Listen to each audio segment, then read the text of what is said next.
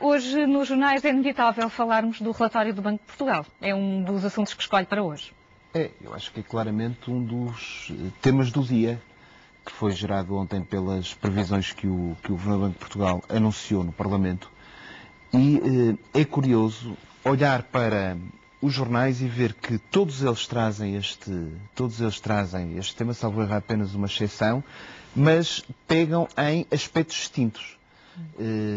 Por exemplo, aquele que eu aqui destaquei, até porque faz um destaque ao público, que diz que há uma crise para as famílias e que se vai agravar no próximo ano. Há outros jornais que dizem que a crise continua, portanto, dando uma ideia de que é algo que já existia e que agora vem a ser confirmado. Outros salientam a crise na Bolsa, os mais económicos e de especialidade económica, fazem uma relação, no fundo, entre aquilo que aqui foi apresentado e a Bolsa. Portanto, há uma vertente que tem a ver, por um lado, com as famílias, por outro, com as empresas.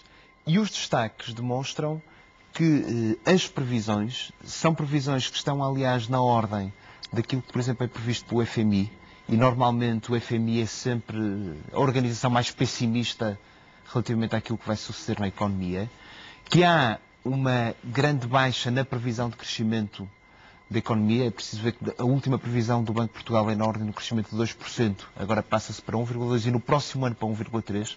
Portanto, a nossa economia não vai ter grande modificação de um ano para o outro. Isto gera que haja uma situação que é quase a mesma em 2008 e 2009.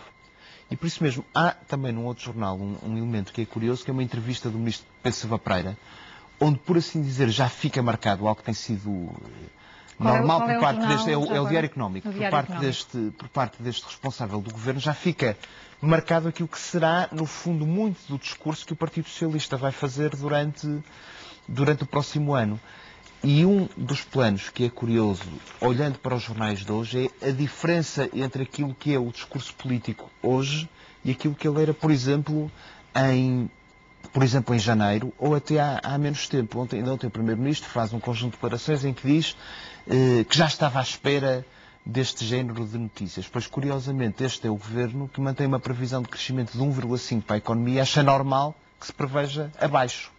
E, portanto, é curioso fazer aqui o registro destas diferenças que vão surgindo. Eu acho que em todos os atores políticos a própria oposição se está a adequar a um novo momento de natureza política. Portanto, eu acho que isso é um dado curioso, que é muito marcado E parece-lhe não curioso também que quer o Governador do Banco de Portugal ontem e o Primeiro-Ministro terem sublinhado que esta crise, agora já com esta palavra legitimada, que esta crise tem justificação na conjuntura internacional? Pois, isso é tal marcação do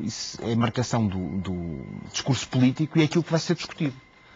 Porque nós podemos sempre olhar para um copo, é a história do copo meio cheio ou copo meio vazio. É certo que há uma vertente internacional naquilo que hoje está a suceder à nossa economia, que está a suceder a todas as outras. Agora, também há várias análises que são feitas pelos jornais em vários editoriais que chamam a atenção do seguinte: Portugal é uma pequena economia aberta, periférica na União Europeia, mas que sofre muito dos efeitos que podem existir sobre a maior ou menor capacidade para as suas exportações. As exportações são muito feitas através das pequenas e médias empresas. E aquilo que hoje nós nos podemos questionar é se houve, durante todo este tempo, verdadeiras reformas para que os nossos empresários, que são eles que fazem crescer a economia, são as empresas que fazem crescer a economia, tivessem a possibilidade de responder a uma situação como esta. Isto é evidente que a situação internacional ia sempre levar a uma quebra.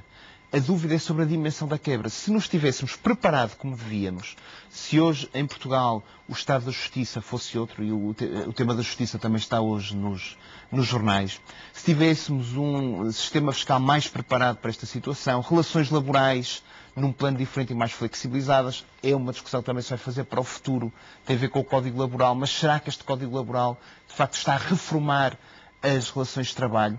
Portanto, é a discussão que iremos ter, provavelmente, a discussão de natureza política que eu acho que vai marcar o próximo ano Eu acho que vai marcar o próximo ano, quer dizer, eu acho que o dia de hoje é um marco para essa discussão política. É, no fundo, de entender se em Portugal foram seguidas as políticas, na minha opinião não, mas isso vai ser uma discussão que vai ser feita, se em Portugal foram feitas durante os últimos 3 anos e meio, as políticas que eram necessárias para nós reagirmos de outra maneira a uma crise que foi sendo apresentada durante muito tempo e durante algum foi negada. Só mesmo no fim é que já foi admitida. E que está agora claramente assumida. Vamos avançar.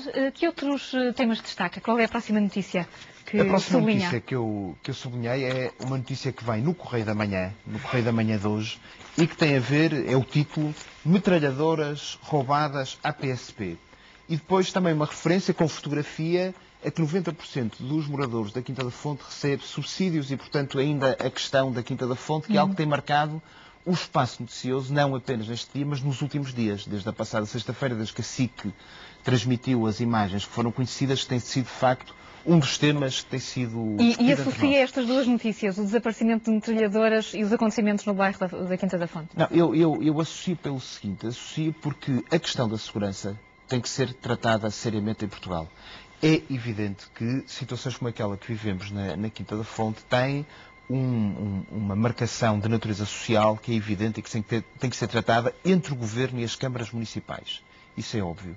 Mas também se tem que atender a que a segurança tem um efeito de natureza preventiva, muitas vezes, para este suceder de situações.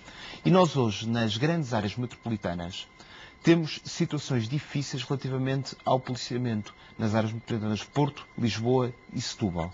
Há um conjunto de concelhos que têm uma média de polícia por habitantes que está 10 vezes acima daquilo que seria aceite daquilo que é relativamente aceito a nível da União Europeia. O princípio será um polícia mais ou menos por 207 habitantes. Há zonas, e esta é uma delas, em que temos um polícia por 2009.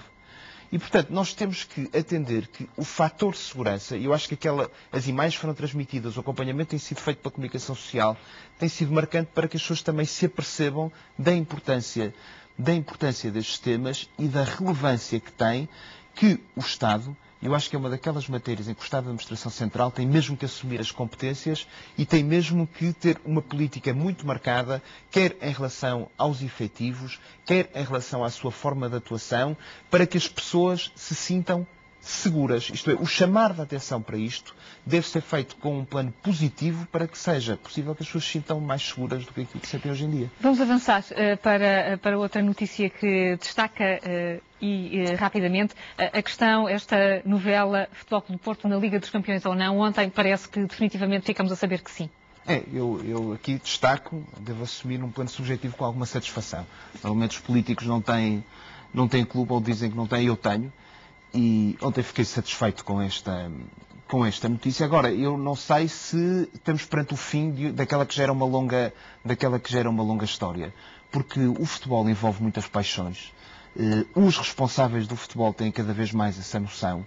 E é preciso ver que Portugal é um país que tem 3 jornais desportivos. É curioso, aliás, olhar para a imprensa e ver a diferente importância que deram a esta notícia. Isto é, há claramente também na imprensa lados em relação a esta questão. Portanto, eu acho que é um fenómeno que pode ser observado e que pode ser analisado e que é interessante. E que é interessante quando se olha para os jornais. Vamos para outra notícia que seleciona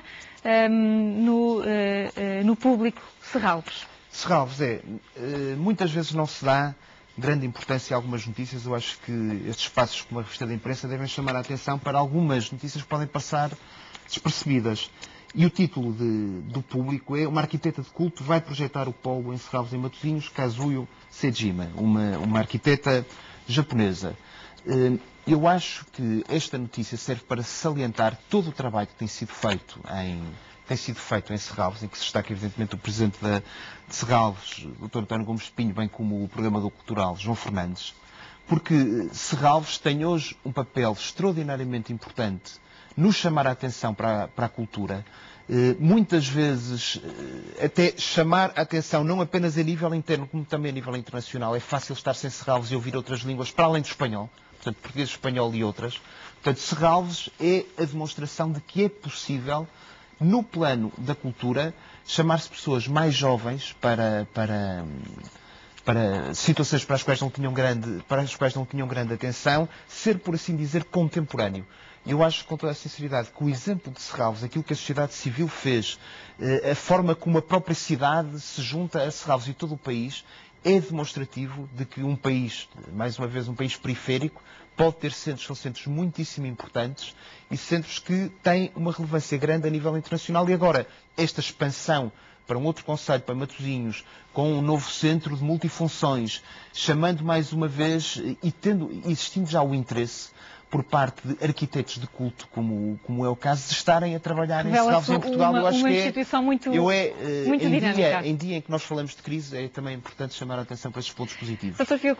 Diogo Feio, sei que tinha outras notícias para hoje, nomeadamente a questão do bastonário da Ordem dos Advogados. Vamos seguramente ter a oportunidade de ouvir sobre isso. Eu gostava de ouvir falar muito brevemente do balanço que faz deste ano de trabalho no Parlamento, que está praticamente a chegar ao fim. O CDS apresentou uma moção de censura, rejeitada, como se esperava também.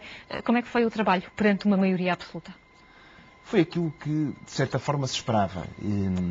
E a moção de censura foi apenas um dos muitos atos de nível parlamentar que o partido tomou durante todo este ano. É preciso ver que nos assumimos como aquilo que iríamos ser uma oposição de ruptura e uma oposição construtiva, isto é, iríamos criticar quando fosse necessário apresentar propostas alternativas. Apresentámos várias. Umas foram até aprovadas pela maioria, até por unanimidade. Recordo, na passada sexta-feira, um conjunto de projetos que o CDS apresentou relativamente à proteção que é necessária hoje às crianças, mas apresentámos diferenças. Eu acho que o Parlamento também serve para isso, em áreas como a saúde, em áreas como a educação, em áreas como a fiscalidade, em áreas como a segurança, de que falamos e é notícia hoje, e eu acho que o Parlamento serve para isso. Eu diria que em toda esta legislatura, durante estes 4 anos, este foi o último ano em que a política foi no sentido puro parlamentar, porque o próximo ano vai ser o ano de todas as eleições. E, portanto, é natural que haja muito mais estrada, muito mais líderes políticos em contacto com as pessoas, porque eu não me lembro de um ano com 3 eleições. Os debates quinzenais com a presença do Primeiro-Ministro também ajudaram a abrir o Parlamento. Foram evidentemente relevantes, e eu acho que o novo regimento, este foi o primeiro ano completo com um novo regimento. O novo regimento provou, há evidentemente alguns acertos que se têm que fazer, mas foi possível, e até as sondagens de opinião têm demonstrado isso, é curioso, foi possível aproximar um pouco mais o Parlamento das pessoas, as pessoas do Parlamento, porque o movimento é duplo e, portanto, eu acho que foi um ano parlamentar que para o CDS correu bem, mas eu acho que para todo o Parlamento também foi positivo. Dr. Diogo Feio, muito obrigada por ter vindo à revista de imprensa desta manhã.